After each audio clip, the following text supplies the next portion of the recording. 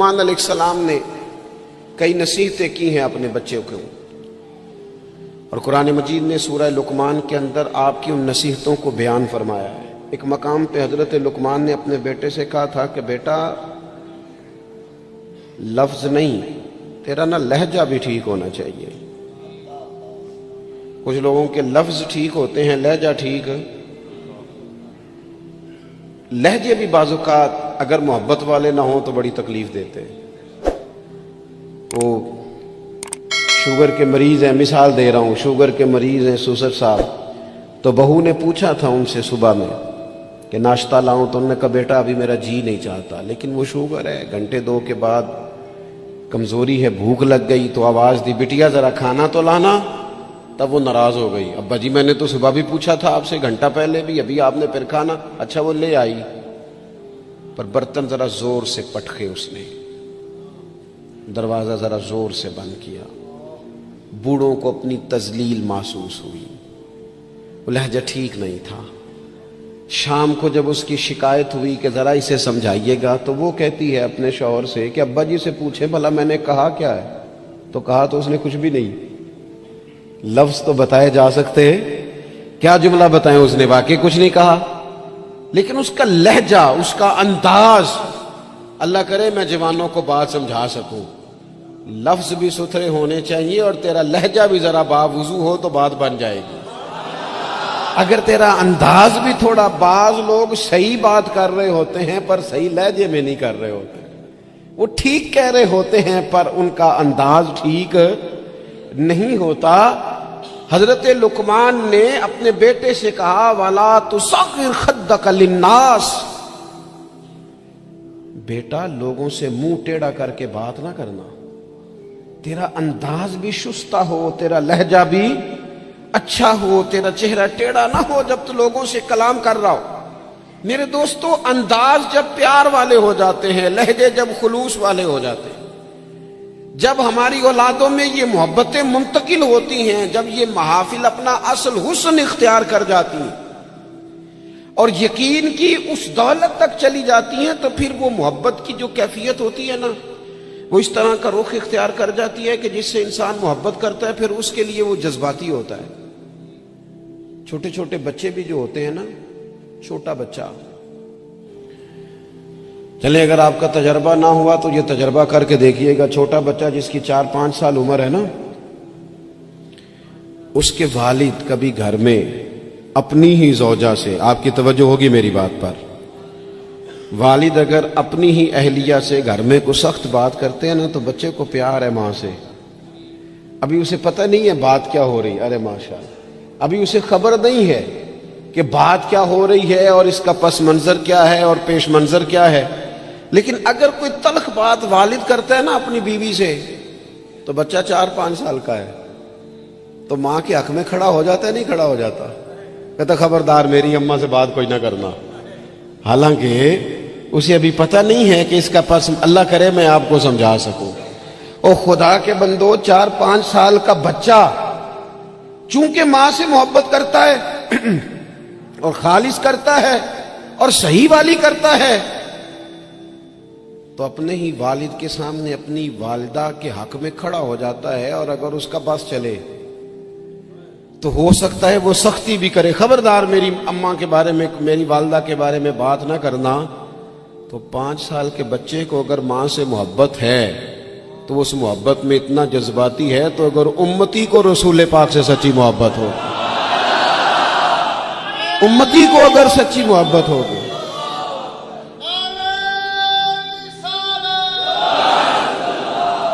Doctor Iqbal سے نا، doctor Iqbal سے کسی شخص نے مطالبہ کیا، کہا ایک جگہ پہ جانا ہے، وہاں کچھ لوگ نا نبی پاک علیہ السلام کے علم کے موضوع پر کوئی بحث کریں گے، مباحثہ ہوگا علم شریف پر، آپ کی توجہ ہے میری بات پر۔ تو اقبال ناراض ہو گئے، کہنے لگے میں تھوڑی جاؤں گا۔ کہا کیا مطلب؟ کہنے لگے اس جگہ چلا جاؤں جہاں میرے نبی پاک کا علم تولا جا رہا ہے۔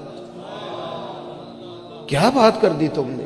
جو تولیں گے، جو پرکھیں گے، جو حدود قائم کریں گے، جو اسے حدود میں بند کریں گے، جب رسول پاک علیہ السلام کی خالص محبت، فقط نعروں والی نہیں، فقط میں وہ یہ نہیں کہ وہ نعت خواہ نے کہہ دیا دونوں ہاتھ جو کھڑے کر لے وہ عاشق رسول ہے، اور جس نے کھڑے کر لیے اس کا عشق بھی مکمل ہوا، وہ ختم ہو گئی بات۔ جس نے آج بلند آواز سے نعرہ لگا لیا اس کا عشق تکمیل کو پہنچا۔ او بھائی، جو عاشق رسول ہے وہ دکان پر بھی عاشق رسول ہی ہے، وہ اپنا کاروبار کر رہا ہے، وہاں بھی محبوب کی محبت ہی کی بات کر رہا ہے۔ اور نبی کریم نے فرمایا ہے، حضور نے فرمایا، جو سچا تاجر ہونا کار تجارت رہا ہے پر سچا ہے، فرمایا جو سچا تاجر ہوگا اسے قیامت کے دن اللہ تعالیٰ نبیوں کے ساتھ جگہ عطا فرمائے گا۔ وہ وہاں بھی عشق رسول کا مظاہرہ کرے جب دکانداری کرتا ہے، اس وقت بھی صداقت کا خیال رکھے، سچائی کا خیال رکھے، دیانت کا خیال کرے۔ تو محبت میں جب وہ خاص وارفتگی اور خاص شوق پیدا ہوگا، پھر کسی قادیانی کو، کسی بے دین کو موقع نہیں۔ آپ کو پتہ ہے امام اعظم ابو حنیفہ فرماتے ہیں، ایک بات ہے اگر آپ سمجھ سکیں تو، امام صاحب فرماتے ہیں کہ معاذ اللہ ثم معاذ اللہ نقل کفر نہ باشد، اگر کسی شخص نے دعوی نبوت کیا اور کسی نے اس سے دلیل مانگی، یہ بات بڑی قابل غور ہے، سمجھیے گا۔ ایک شخص نے معاذ اللہ یہ دعویٰ کیا کہ میں نبی ہوں، اور اگر کسی نے اس سے دلیل مانگی کہ تو نبی ہے تو دلیل دے، اگر دلیل مانگی تو یہ مانگنے والا کافر ہو جائے گا۔ کیوں دلیل مانگی تو نے؟ ضرورت کیا تھی؟ بھئی یہ تو اب ہو ہی نہیں سکتا کہ رسول پاک کے بعد کوئی نبی آئے، تو دلیل مانگنے کا معنی، بات سننے کا مطلب، اس پر یہ کب ہوگا؟ جب محبت کو پورا عروج ملے گا، جب رسول پاک علیہ الصلوۃ والسلام کے ساتھ جذباتی وابستگی، مومن کا خاص پیار، جب اس کی الفتیں، جب اس کی، یعنی ایک تو ہے محفل نعت میں نعت سننا، اور ایک یہ ہے کہ کہنا آج دل بڑا پریشان ہے، کوئی مجھے میرے نبی کی نعت سنائے۔ ایک تو یہ ہے کہ محفل میں آ گئے تو محبوب کا تذکرہ کرنا، اور ایک یہ ہے کہ مولانا آج میں بڑی تکلیف میں ہوں، حضور کے فضائل کی کوئی بات تو سنائے، کوئی خصائل، کوئی شمائل کا باب تو چھیڑے۔ جب دلچسپیاں پوری طور پر رسول پاک کی ذات والا صفات سے جم جائیں گے اور نبی پاک علیہ الصلوۃ والسلام کے ساتھ تبھی میلان پوری طرح ہو جائے گا۔ اور یہ بار بار قوم میں کرنے کی ضرورت ہے، محبت کا انداز بار بار اختیار کرنے کی ضرورت ہے، اس میں بار بار خوبصورتی لانے کی ضرورت ہے۔ مفتی اعظم پاکستان خلیفہ اعلیٰ حضرت سید ابو البرکات شاہ صاحب رحمۃ اللہ علیہ، جب بڑھاپا آ گیا نا، بڑے علیل ہو گئے، تو حضرت کے لیے مطالعہ کرنا مشکل ہو گیا، تو شاگردوں سے کہتے کہ شیخ محقق رحمۃ اللہ علیہ کی مدارج النبوت اٹھا کے لاؤ۔ جب وہ کتاب لائی جاتی تو فرماتے اس میں جو محبوب کے فضائل کا باب ہے نا، ذرا مجھے پڑھ پڑھ کے سناؤ، میرا دل ٹھنڈا ہوتا ہے، ذرا نا مجھے محبوب کی باتیں سناؤ، میری نہ اس سے طبیعت لگتی ہے، میرا دل چاہتا ہے کہ مجھے حضور نبی رحمت علیہ السلام کا تذکرہ سنایا جائے، ان ساری کیفیات کو میں اپنے اندر محسوس کر۔ میرے عزیز، جب تک یہ خاص رنگ ہم اپنی طبیعت میں پیدا نہیں کرتے اور آنے والی نسل کو یہ منتقل نہیں کرتے، جب تک وہ خوبصورتی، دیکھیں حالات رہیں گے، حالات اچھے برے رہتے ہیں۔ ہمارے یہاں کچھ لوگ کہتے ہیں مولانا صاحب، پیر صاحب، آپ کو تو ذمہ داری ہی یہ ہے، پر ہم پریشان بڑھیں، اور اتنے مسائل کے بیچ اگر آپ ہمیں کہیں محبت کی بات کریں تو میں آپ سے عرض کروں، مسائل تو سب کے ساتھ رہتے ہیں۔ ہاں، ہمیں یوں لگتا ہے کہ سامنے والا شاید بڑا سکھی ہے۔ میں آپ کو بڑی ذمہ داری سے کہتا ہوں، بڑے لوگ جو ہوتے ہیں نا، ان کے دکھ بھی ذرا بڑے بڑے ہی ہوتے ہیں، ان کے مسائل بھی ذرا بڑے بڑے ہوتے ہیں۔ وہ کسی درویش نے کہا تھا کہ میں دوست تو تھوڑے بناتا ہوں۔ کیوں؟ فرمایا دوست تھوڑے ہوں تو حق بھی تو تھوڑے ہوتے ہیں نا، جس سے پیار کرنے والا زیادہ ہوتے ہیں اس کے ذمہ حقوق بھی تو ذرا زیادہ ہوتے ہیں نا، اس کی ڈیوٹیاں بھی ذرا زیادہ ہوتی ہیں، اس کو زیادہ کام کرنا پڑتا ہے۔ میرے عزیز، مسائل تو رہتے ہیں، اب محبت چھوڑ دی جائے گی۔ وہ ہمارا یہ مزاج بن گیا ہے کہ ہم سارے دکھوں کو، وہ ایک تکلیف ہوتی ہے زندگی میں تو سارے سکھ بھی اسی پر قربان کر دیتے ہیں۔ صرف پیسے نہیں ہے نا پاس، بچے ہیں نا اللہ کے فضل سے، صحت ہے نا اللہ کے فضل سے، گھر ہے نا اللہ کے فضل، تو چلے ایک ٹینشن کو چھوڑ ہی دیا جائے۔ آپ دیکھیے نا، اللہ کے پیارے رسول علیہ الصلوۃ والسلام نے فرمایا سارے نبی ستائے گئے اور میں سب سے زیادہ ستایا گیا۔ آپ 13 سال مکہ مکرمہ کے حالات دیکھ لیں، پھر حضور مدینہ طیبہ تشریف لائے تو بدر، احد، خندق، حنین، تبوک، خیبر آپ دیکھتے جائیں، منافقین کی سازشیں کبھی کسی رنگ میں کبھی کسی رنگ میں، ہر وقت حالات کے تیور چڑھے رہے، اور حضرت حارث ابن عبداللہ رضی اللہ تعالیٰ عنہ فرماتے ہیں میں نے اتنا مسکراتے کسی کو نہیں دیکھا جتنا رسول کریم مسکرایا کرتے۔ مسائل کی سنگینی تو ساتھ رہے گی،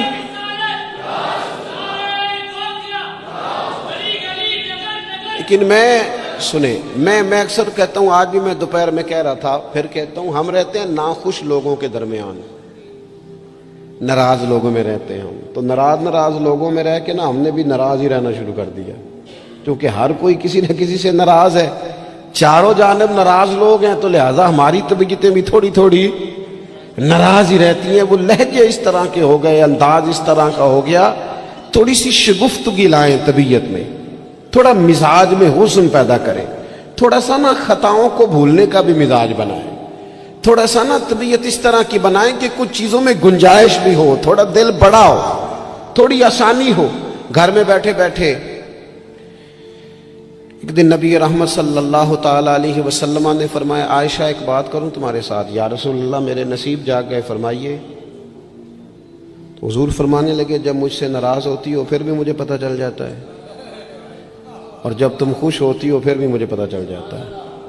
تو حضرت عائشہ صدیقہ رضی اللہ تعالیٰ عنہ عرض کرنے لگی یا رسول اللہ صلی اللہ تعالیٰ علیہ وسلم مجھے میری ماں روئے، میں اور آپ سے ناراض۔ تو حضور فرمانے لگے بتاؤں پھر؟ یا رسول اللہ فرمائیے۔ تو ابو فرمانے لگے کبھی کبھی قسم اٹھاتی ہو؟ حضور اٹھاتی ہوں۔ فرمایا جب خوش ہوتی ہو تو قسم اٹھاتی ہو کہ مجھے رب محمد کی قسم، اور جب تمہارے دل میں کوئی بات ہوتی ہے تو پھر کہتی ہو مجھے حضرت ابراہیم خلیل علیہ السلام کے رب کی قسم۔ پھر یہ لہجہ ہوتا ہے۔ سیدہ عائشہ صدیقہ کہتی ہیں لوگوں میں تمہیں بتا نہیں سکتی میری کیفیت کیا تھی۔ یا رسول اللہ آپ لفظوں کا بھی خیال فرماتے ہیں، کوئی کیا سوچ رہا ہے، کوئی کیا بول رہا ہے، آج کل اس کی گفتگو میں کیا، یہاں تک کریم خیال کرتے ہیں، یہاں تک آپ مہربانی فرماتے ہیں۔ ہم کہاں خیال رکھتے ہیں کسی کا لہجہ کیا ہے، کوئی بیچارہ آج کل کس تکلیف میں، ہمیں کیا لگے؟ اپنے آرام سے زیادہ اور اپنی طبیعت کے سکون سے زیادہ تو ہم کسی چیز کو جاننے کو تیار ہی نہیں ہیں۔ کہاں مجھے پتہ چل جاتا ہے۔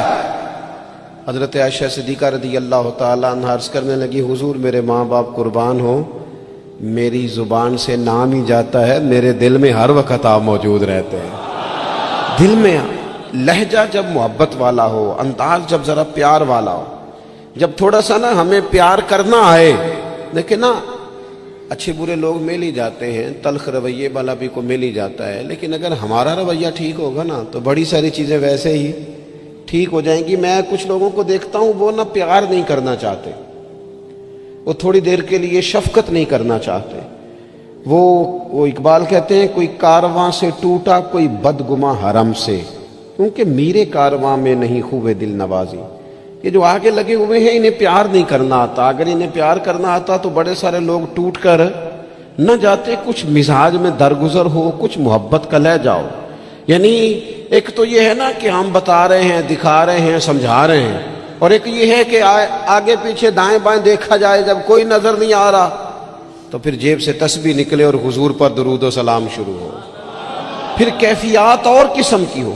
جب یہ خاص وابستگی نصیب ہوگی اس کے بعد کسی کو جرت نہیں ہوگی ہمارے گھروں کے اندر داخل ہو کے فتنہ گری کرنے کی۔ یہ کوئی بھی شخص بدعقیدہ ہو، قادیانی ہو، کوئی بھی ہو، یہ شکار تب کرتا ہے کہ جب گنجائش ملتی ہے۔ وہ نبی رحمت علیہ السلام نے فرمایا نا، مشکات میں حدیث ہے، فرمایا جب تم اللہ کا ذکر کرتے ہو نا تو شیطان تمہارا دل چھوڑ کے چلا جاتا ہے، اور جب تم غافل ہوتے ہو پھر شیطان وسوسہ ڈالتا ہے۔ شیطان کے وسوسہ ڈالنے سے آدمی غافل نہیں ہو رہا، بلکہ بندہ غافل ہوا تھا، اس نے گنجائش دی تھی تو اندر شیطان داخل ہوا۔ اگر یہ ذکر کرتا رہتا تو شیطان اس کے دل کو چھوڑ کر دور رہتا۔ یہ جو گنجائش ملتی ہے نا ہمارے ہاں، گنجائش، یہ جو نئی نسل کو پوری طرح ہم نبی پاک کی محبت کی غلامی میں ڈھالتے نہیں. انسان کے سینے میں جب دل ہوتا ہے تو وہ دھڑکتا بھی ہے، اور جب دھڑکتا ہے تو کسی نہ کسی کے لیے دھڑکتا بھی ہے. نہ مانے لوگ، ویسے یہ کہ شہرت کے لیے بھی دل دھڑکتا ہے. اگر 2-4 لوگ نام لے لیں تو رات نیند سکون کی آ جاتی ہے.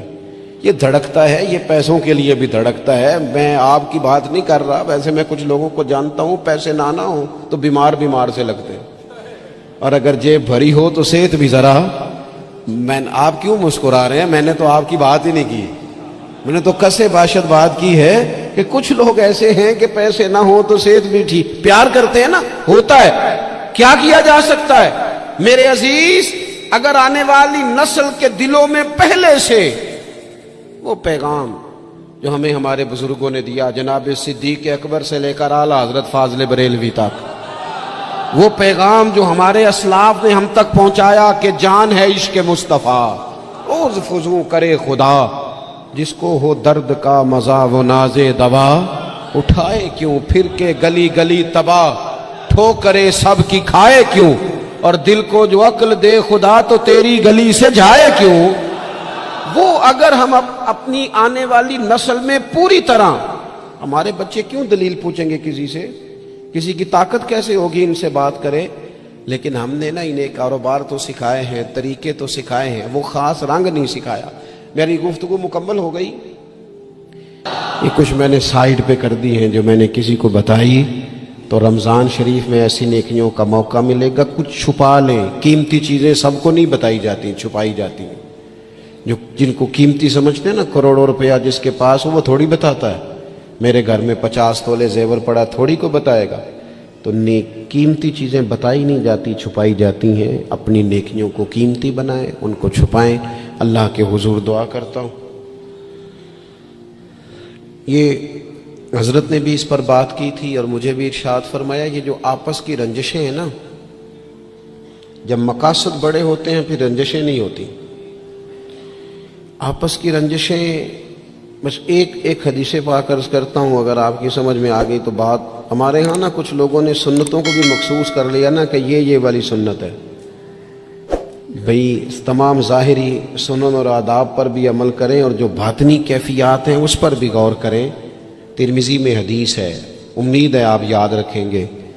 نبی رحمت علیہ السلام نے فرمایا، اے انس، اے میرے بیٹے، تم سے ہو سکے تو صبح اس حال میں کرنا کہ تمہارے دل میں کسی کے لیے بغض نہ ہو. صبح اس حال میں کرنا کہ تمہارے دل میں کسی کے لیے بغض نہ ہو. اور محبوب فرمانے لگے، یہ میری سنت ہے، یہ میری سنت ہے، یہ میرا طریقہ ہے دل کو. اور ایک حدیث پاک میں حضور نے خود فرمایا تھا، کوئی کسی کے بارے میں مجھے بات نہ پہنچائے، میں اپنا دل تمہارے بارے میں صاف رکھنا چاہتا ہوں. اپنے دل سے نہ ان چیزوں کو نکال پھینک کے. اور اگر آج یہ چھوڑ جائیں گے نا مسجد کے باہر